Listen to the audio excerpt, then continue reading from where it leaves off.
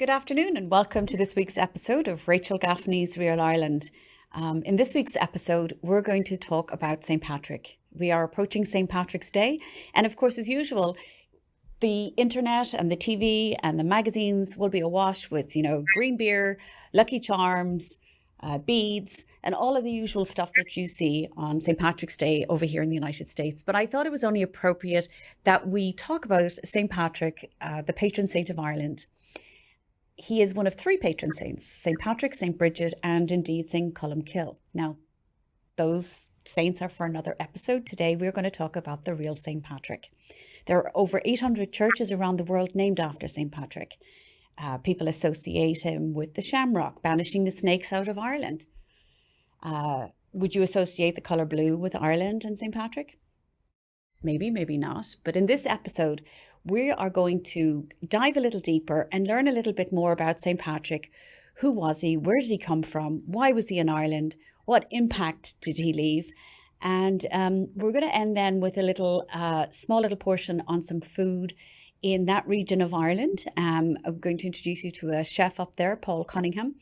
But before we do that, I thought maybe I would tell you who our guest is today. His name is Dr. Tim Campbell.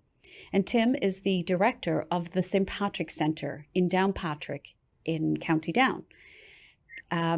Rather than me telling you about Tim and the St. Patrick Centre, why don't you watch this little short video for a couple of minutes and learn for yourself?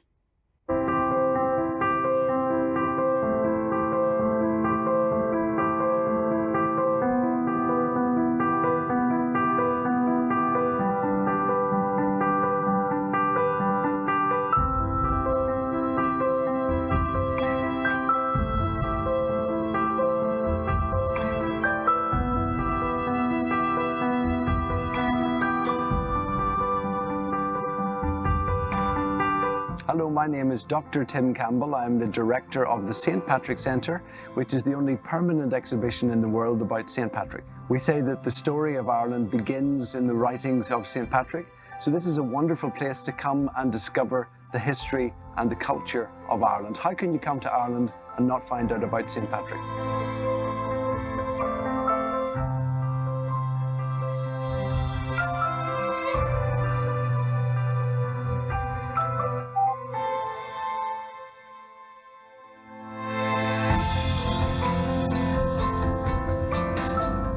The cathedral behind the St. Patrick Centre is where St. Patrick is buried, the national grave of St. Patrick, St. Bridget and St. Columkill. Beside this medieval cathedral is the national grave of Ireland's patron saint. When Patrick brought Christianity to Ireland in 432, he came to Saul Church, which is another destination in St. Patrick's country, here in Downpatrick.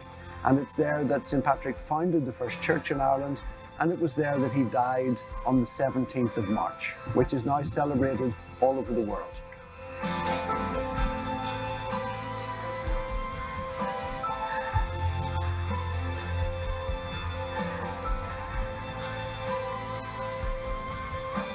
I think this place is special to me because of the interesting and varied landscape. It's beautiful, it's cultural, it's historical, and there's a deep sense of the spiritual here. Many people, when they come, say that they're touched because this is a famous holy site. It's the most holy place in Ireland, but it's also a place where people feel that there is a close connection between heaven and earth.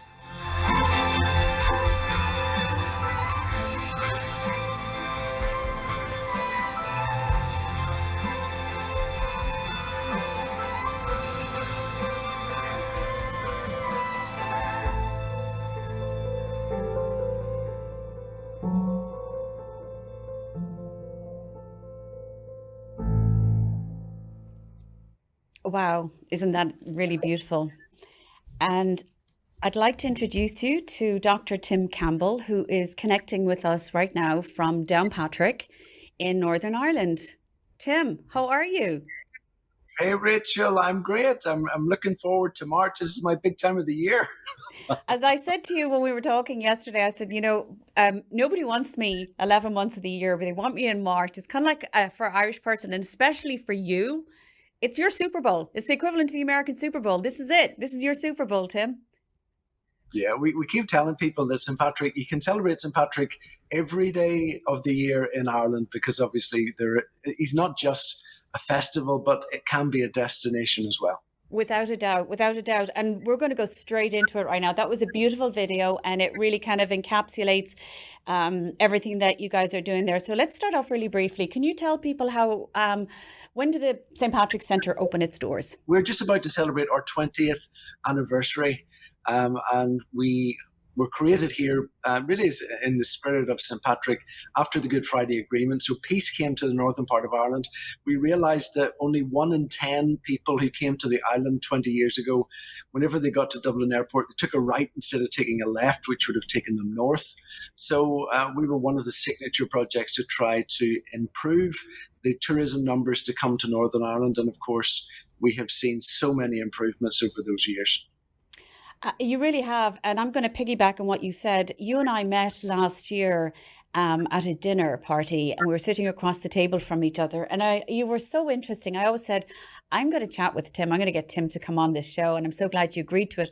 But I met you because I was up visiting for my third time, I'm proud to say, County Down. And each time I go there, I realise there is so much to see in this part of the world. But let's go back to St. Patrick and County Down, because when people think about St. Patrick, they associate him with Ireland, of course, the colour green, St. Patrick's Day. But why Northern Ireland? Why County Down? Now, we do know, and maybe if you could touch on, we've got Croagh-Patrick in County Mayo. We've lots of sites around Ireland. We've got St. Patrick's Cathedral in Dublin.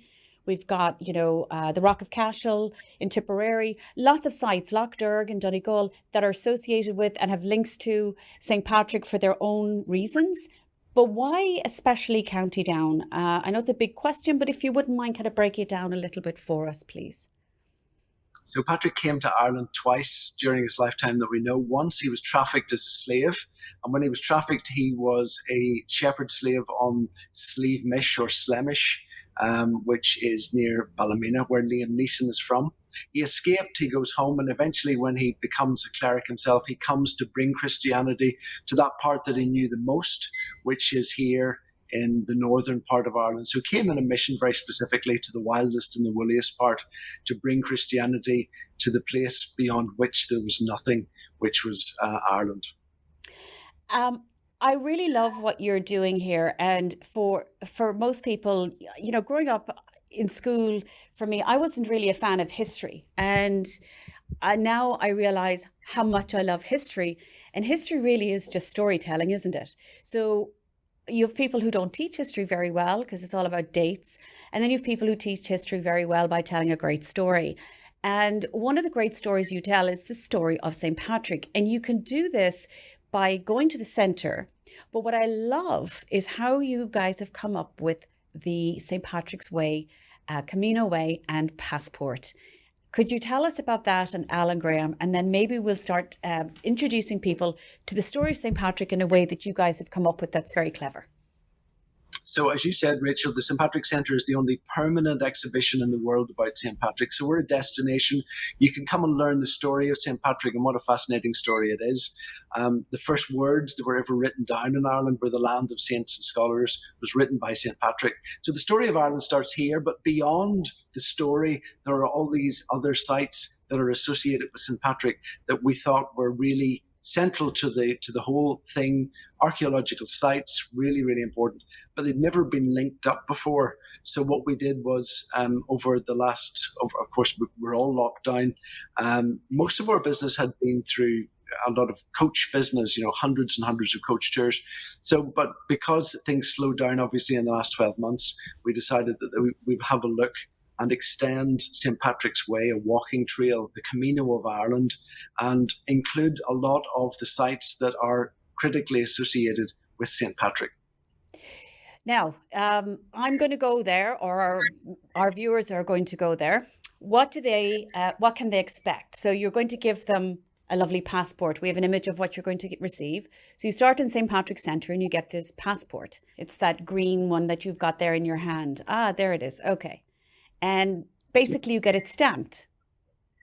Is that correct? You get Yeah, you get a stamp like in the original, like in the Camino of Santiago de Compostela. So as you go along, you get different stamps. We have the people who helped us to create this were Yes. two former adoration sisters, and they have pulled everything together for us, and they act as guides. So they take you around all of these different sites, and That's as you say, we should mention them. So it's Martina Purdy. Mar- Martina Purdy, who was the ex-BBC political correspondent She. in Northern Ireland. Yes, she became an adoration sister with Elaine Kelly, who was a barrister, a legal person. Unfortunately, the convent closed. They came to Downpatrick, and I employed them to do some marketing work. Then lockdown came, and they created this Camino, and people have been wanting to get out, to get out, to walk, to be healthy, to do a little exercise, and it has really, really taken off. And So these two people ladies are personalities in themselves, aren't they, from what I have heard? They are absolutely personality. I mean, they get fan mail. They got fan mail before they arrived. They do just every celebrity that there is to know. People want to come to be with them. So I think part of the experience is spending, I call it a slowcation. They call it a prayercation, where you can come. You don't necessarily have to be very religious, but there is a spiritual element, this idea of slowing down, getting close to nature, listening to their story. That's fantastic. So I felt we had to mention them. So going into the passport, there are how many holy sites along the way? 7, 6? There are 7 sites along the way. Okay. Yes, and you can do it you do it as a half day, or you can do it as a full day. And the half day is 7 miles, and in the half day you take in the sleeve. You take in a number of different sites. One of the most important that you take in as you go along is Inch Abbey, where the legend of the snakes was written. So we start though at the Downpatrick Centre, is that correct? You start there? You start at the St Patrick Centre, yes you do. You start at the St Patrick Centre, see our big IMAX audio-visual presentation, then go to Inch Abbey, which has become more famous in recent years because it's the site of the Game of Thrones, has been filmed there. But it's a Cistercian Abbey from the 1100s, and it's there that the story of St Patrick was written. So we start there, and then we go along the Coyle Pondage. The Coyle is the original river that Patrick would have came into Ireland on. Okay. And very beautiful walk. And then we go to Saul Church. Saul Church, Saul in Irish means Sabla's barn. And it's in a barn that Patrick created his first church in 432 AD. And it's a very, very beautiful site, no bigger than most people's garage. And in it, he is also traditionally supposed to have died on the 17th of March. So it's one of these famous thin places where heaven and earth are close together. So we have many people going there. And, so this is Saul Church, and that's the third stop along the way. I think we have a photograph or an image that we want to share with people of Saul Church. Can we show that, Ashley, there? Oh, look at that. That's beautiful. And look at the surroundings. You need to take a moment just to take in. Actually, this looks like, I'm guessing, my detective work, that this might have been taken, this photograph, in May or June, because that looks like elderflower, wild elderflower growing there in the foreground. But it's beautiful. So you can actually go inside Saul Church or just around it? Never closes apart from at night time. So yes, Really? you can always get into. And as I say, it's one of these famous thin places. We've had all sorts of cardinals and archbishops coming, and priests and regular people. And sometimes people just show up and they break down in tears. And it's not always because I'm addressing them, Sorry, that's funny. I do remember our conversations at the dinner table. You were very funny then too as well. You're memorable. Could we go back to Inch Abbey for a moment? You said the story of St. Patrick was written down there, but isn't there another famous story associated with, can we tell people about the snakes? Is this where it happened? The story of the snakes? Yeah.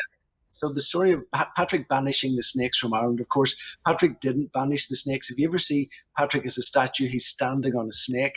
And we always think of snakes, shamrocks and green beer. But he didn't banish snakes from Ireland. Snakes had long gone after the last ice age. They disappeared.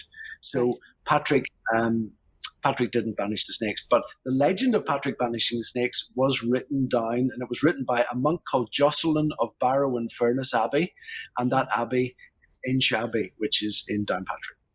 And Beautiful. was that, but the snakes were really, it was symbolism, wasn't it? Maybe sort of banning paganism and introducing Christianity? It's exactly that. Think of snakes, that old great serpent of Revelation. Snakes always get a bad press, and Don't think. we're the only two land masses in the world, major land masses that do not have snakes occurring naturally. One of them is Ireland. The other one is New Zealand. Well, I live in Texas, and trust me, I've seen a few of them, and I'm not a fan. I'm not the greatest fan. We know nothing about them. Oh, you're better off. So we've gone from Injabi, and then we made our way to Soul Church. And by the way, I would like to say throughout this, so the entire walk, if you were to do all 7, would be, is this the 17-mile walk or no? It's a 17-mile walk. So you can do it as a half day, or some people come and stay over and they do it in 2 days, you see. So we provide transfers and lunch. So you can break it down. So we've gone from Injabi, and then we made our way to Soul Church. Where do we go after Soul Church? So Soul Church, now I should say that you may choose one of our tours also does a Camino and canoe, because it was so popular last year, we decided we would go onto the water. So you can paddle your way to Injabi as well as walk. But from Injabi, then we go to Soul Church. We have lunch in a beautiful little wayside tavern called The Barn at Saul. And then we walk from there to the tallest statue of St Patrick in the world, which is called St Patrick, and that's about a mile further on. And we walk to the top of that, yeah. And whenever that was created, it's like Christ the Redeemer, or Irish version of that. It's the tallest statue of St Patrick in the world. When it was created of Mourne granite, really, really hard stone, they decided that they were going to, well, they weren't quite sure how to make him look. Should they make him look like the Presbyterian man or the Methodist man or the Roman Catholic man or the Episcopalian? So what they decided to do, but they would dress him in the robes of the Roman Catholic Archbishop of Armagh, but they carved him with the robes, they carved him with the face of the Protestant Bishop of Dublin, who became the leader of the Episcopalian Church here in Ireland. So both traditions are celebrated in the tallest statue. Oh, that's really nice. And you said Mourne granite. So granite obviously comes from Mourne. You have a lot of granite there. I didn't know that, in the Mourne Mountains. Yeah, it's really hard stuff. And you get beautiful views. Talking to the Mourne Mountains, you get to see the Mourne Mountains. And because it's St. Patrick's country, the local people call it St. Patrick's country, the tallest of the Mourne Mountains, and the hotel that I believe you stayed in, Slieve Donard, Slieve in Irish meaning mountain. Donard was one of Patrick's missionaries. So it's hard to get away from Patrick. That's right. He's everywhere. Yeah, so Donard was the son of a chieftain, wasn't he? He was fascinated by Patrick, and he was one of his first disciples, actually. Donard, really, and the son of a chieftain. He's buried, like many of our chieftains, buried on the top of the mountain, underneath a huge cairn or many rocks, a pyramid of boulders. So, and we still have a little oratory up at the top of that, where the monks would have gone up to celebrate Patrick and Slieve Donard, and it's the tallest mountain in the northern part of Ireland. So, for anybody out there who's interested in doing a little climbing, it's quite easy to do. Yeah, and beautiful views. It is. And to put it into perspective for people, I have a lot of clients that go over to play golf in Ireland, of course. And the world famous golf course is Royal County Down. Just normally on people's bucket list when you list courses around the world. So you would stay at the Slieve Donard Hotel and literally walk out the back of the Slieve Donard and into Royal County Down golf course. You're on the beach there on that beautiful coastal, and then you're looking over at Slieve Donard Mountain. So, this is all kind of, we're getting back to all the reasons why you want to go to this part of the world. And there are many more, trust me, we haven't even touched on them yet, from cycling and Ard Glass Golf Club to other things. But I want to kind of go back onto the passport and stay on track here a little bit, because I have a habit of wandering off myself. So we've come from, where are we now? We've come from St Patrick. Where's the next stop along the passport? So you've had your lunch, you've gone up to the top of St Patrick. We walked the beautiful Lakeal Way. We call it the Way of Tranquility. It's off-road, beautiful for about 3 miles. Nothing but beautiful fields and forests and old ancient byways. Then you come to Struel Wells. Struel in Irish means sweet stream, and those are the earliest healing wells in Ireland, with a unique bathhouse where Patrick himself is supposed to have bathed. It's a little bit like, I don't know if you remember Ursula Andress back in the day, when she used to see her, she would go down into the water, and it was the secret for eternal youth.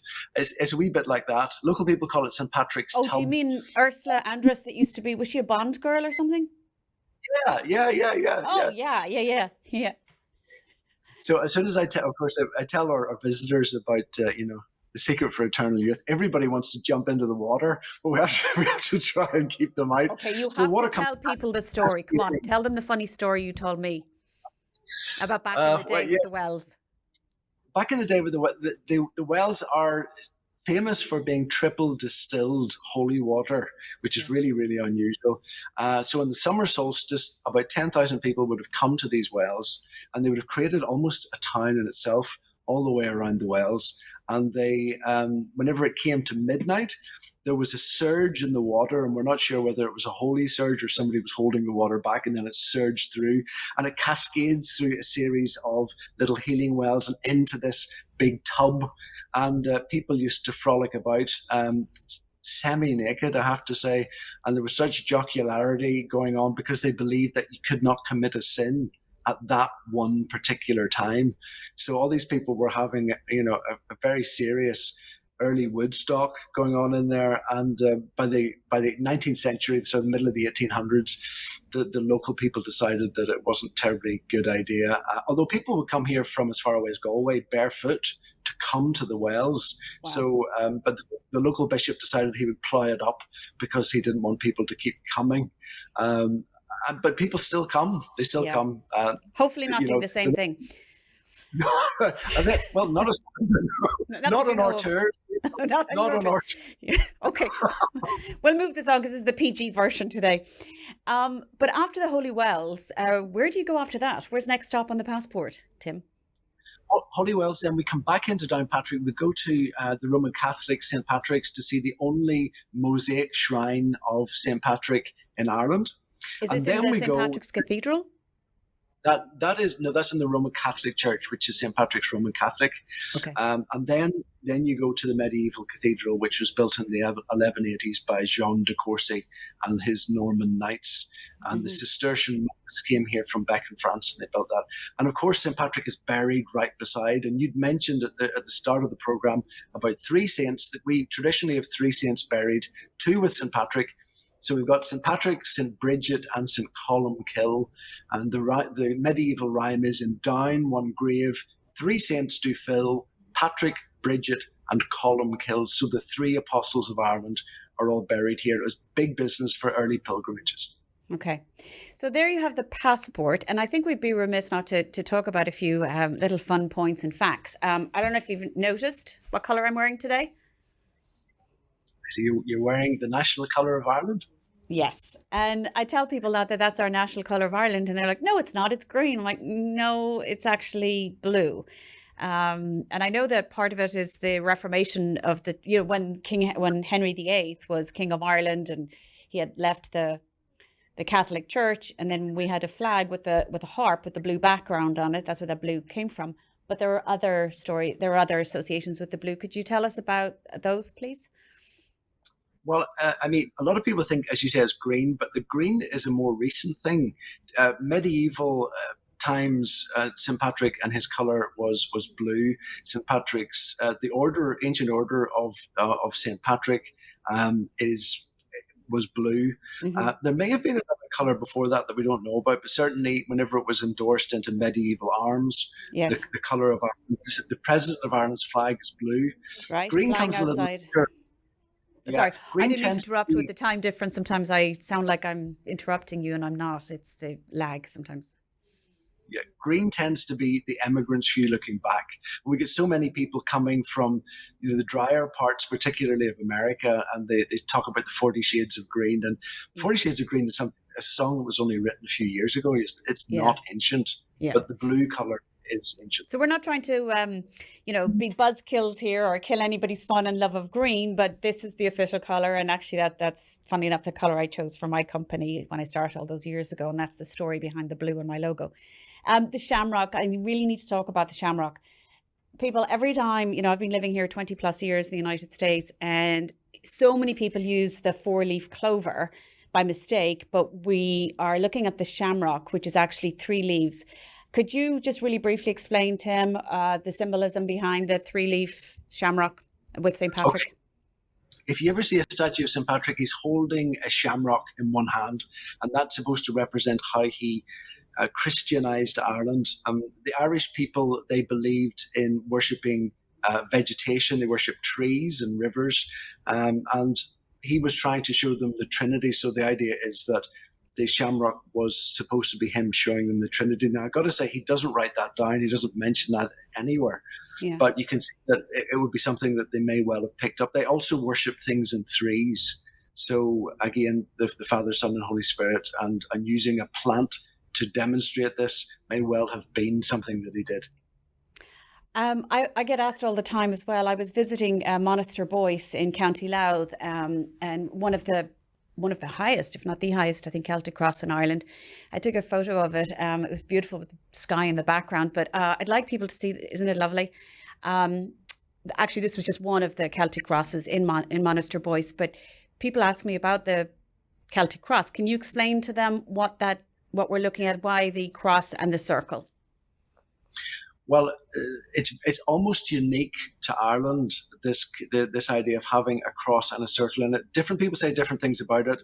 Some people say it's a fudge between the new religion, Christianity, and the old religion, which would have been worshipping the sun and the moon. Other people say, well, yeah, no, it's not that at all. It's actually a structural thing, because the wings on the cross got so big that they needed a structure underneath them to hold them up. So that's why they created the round structure. And a more recent idea is that it actually is a Roman idea, where you have a laurel wreath. They're discovering these as they dig up Rome at the minute. There's a cross with a laurel wreath behind it, which venerates the cross, which creates almost a Celtic cross as well. So pick one. We don't really know. Okay. Now, I mentioned, and you mentioned earlier on in the conversation about places to stay and food, and I thought I would sort of round off and end up this segment a little bit on some experiences I had while I was staying there. I did stay in the Slieve Donard Hotel, as Tim mentioned, and I took a photograph of the hotel there overlooking the beach, and it's right next to Royal County Down Golf Club. It's a beautiful property there. Look at that. So that's, if you're staying there, behind that spire is Royal County Down Golf Club. Out front is the ocean, the sea. And then to the other side, as if I'm looking at it, is Slieve Donard, the mountain that we referred to.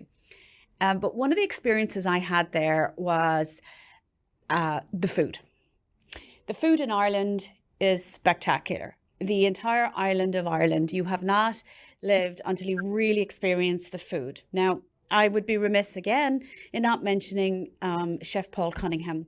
I met Chef Paul Cunningham when I was over there, Tim, and earlier in the day, I met you at the dinner that night, but out earlier in the day when it was raining all day long. I don't know if you recall that. All day long.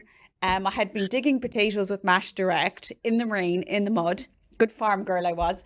And then in the afternoon, I was out with Chef Paul Cunningham and we were foraging for seaweed. Now, Chef Paul Cunningham has the most incredible restaurant right opposite the Slieve Donard Hotel called Brunel's. Yes. Paul is of the ethos very much sustainable and foraging. Now, I am going to be doing a whole episode on foraging because it requires a whole episode. It is just about picking stuff. But we took a little video footage of how Paul looks for things and what he does in his restaurant. So have we got it there, Ashley, that little video? No, your restaurant, what's the name of your restaurant? It's Brunel's. Brunel's in Newcastle. In Newcastle. Yeah. That's right opposite the Slieve Donard Hotel, right? Yeah.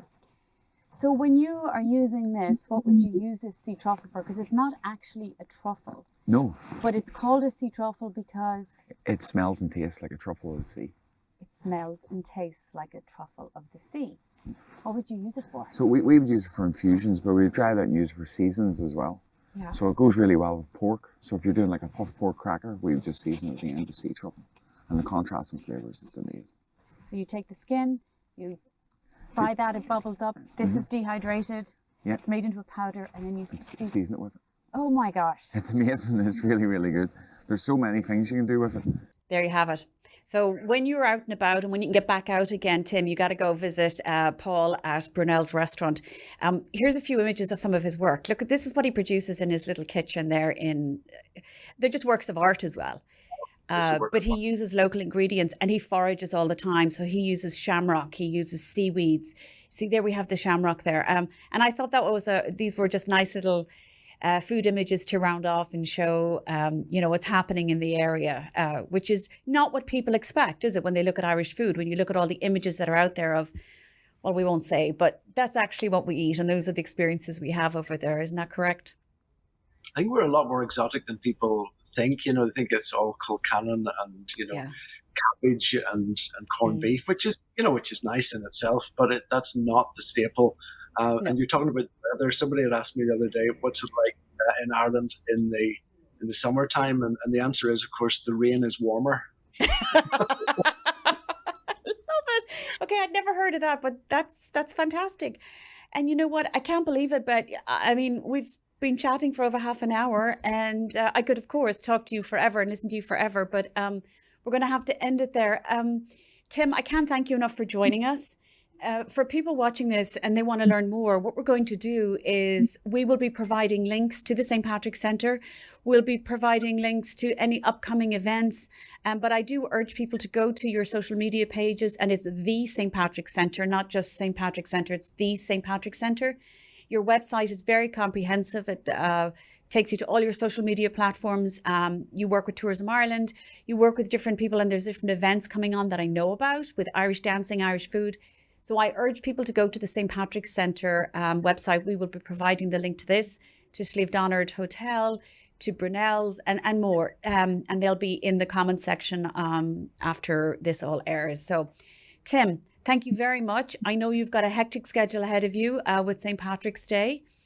And for people who don't know, do you speak Irish? Do you know what Happy St Patrick's Day is in Irish? I don't, but I can invite all your listeners and viewers to join us on St Patrick's Day. We have a virtual St Patrick's Day celebration, so you can learn about some Irish then.